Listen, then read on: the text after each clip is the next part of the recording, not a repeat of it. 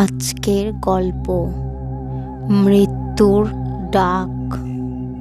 রাত গভীর হয়েছে। রুয়েল একজন তরুণ অভিযাত্রী তার বন্ধুদের চ্যালেঞ্জে একটি পুরনো অভিশপ্ত বনে প্রবেশ করে। এই বনের নাম কালো ছায়া বন।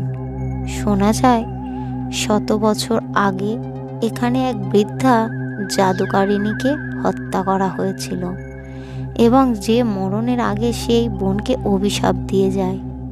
এরপর থেকে কেউ এই বনে প্রবেশ করলে আর ফিরে আসতে পারে না।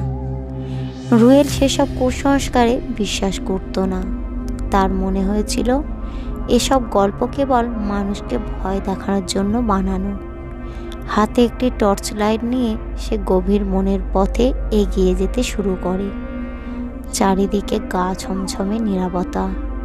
পাতা মচমচ শব্দ করে উঠছে তার পায়ের তলায়। দূরে রাত জাগা পাখিদের অদ্ভুত ডাক, বাতাসে শোঁ শোঁ আওয়াজ এবং মাঝে মাঝে অচেনা ছায়ার দোলা, সব কিছু মিলিয়ে ভয়ের আবহ তৈরি হচ্ছিল। হঠাৎ রুয়েলের টর্চ লাইটের আলো পড়ল একটি পুরনো ভাঙা কুঁড়ে ঘরের উপর। তার কৌতূহল বেড়ে গেল। সে ঘরের কাছে গিয়ে ভেতরে ঢুকল।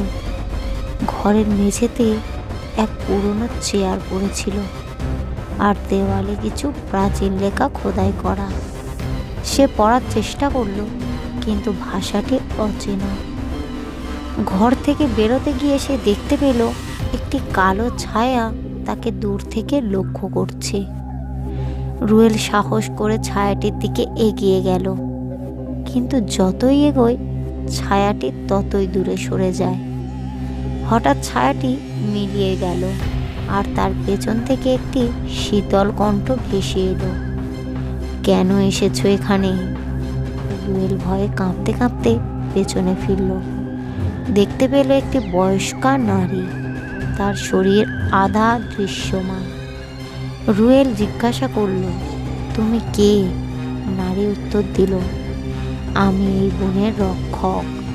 যারা আমার মৃত্যুতে অভিশপ্ত ভূমিতে পা রেখেছে তাদের পরিণতি একটাই, মৃত্যু। রুয়েল দ্রুত পালানোর চেষ্টা করল, কিন্তু তার পা যেন মাটিতে আটকে গেল।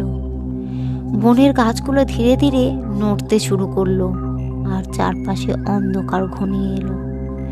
বৃদ্ধার কণ্ঠ যেন আরো গভীর হয়ে শীতল হয়ে উঠল। তুমি যদি এখান থেকে মুক্তি পেতে চাও, সে বলল, তবে আমাকে হারানো রত্ন ফিরিয়ে দিয়ে যেতে হবে, যা এই বনে লুকিয়ে আছে। কিন্তু মনে রেখো, সময় কিন্তু খুব কম। রুয়েল তার প্রাণ বাঁচানোর জন্য রত্ন খুঁজতে শুরু করলো। বনের গভীরে সে দেখতে পেল একটি ছোট্ট দিঘি। দিঘির নিচ থেকে এক জ্যোতিময় আলো উঁকি দিচ্ছে। রুয়েল দ্রুত দিঘিতে ঝাঁপ দিল। রত্নটি হাতে পাওয়ার পরই বনের গাছগুলো আরো নড়ে উঠল। কিন্তু যখন সে রত্নটি নিয়ে ফিরে এলো, বৃদ্ধ আর সেখানে নেই। বনের গাছপালাগুলো স্থির হয়ে গেল এবং অন্ধকার কেটে যেতে শুরু করলো। রুয়েল বুঝতে পারল সে বেঁচে গেছে, কিন্তু তার মনে পড়ল বৃদ্ধার শেষ কথা, তোমার জীবনের বিনিময়ে আমার অভিশাপ শেষ হলো না। এই বন আবার শিকার খুঁজবে। বনের বাইরে আসার পর রুয়েল তার বন্ধুদের কাছে ফিরে এলো, কিন্তু সে জানতো এই অভিশপ্ত বন তার জীবনে একটি গভীর দাগ রেখে গেছে। গল্পটি কেমন লাগলো কমেন্ট করবেন এবং একটা লাইক করবেন।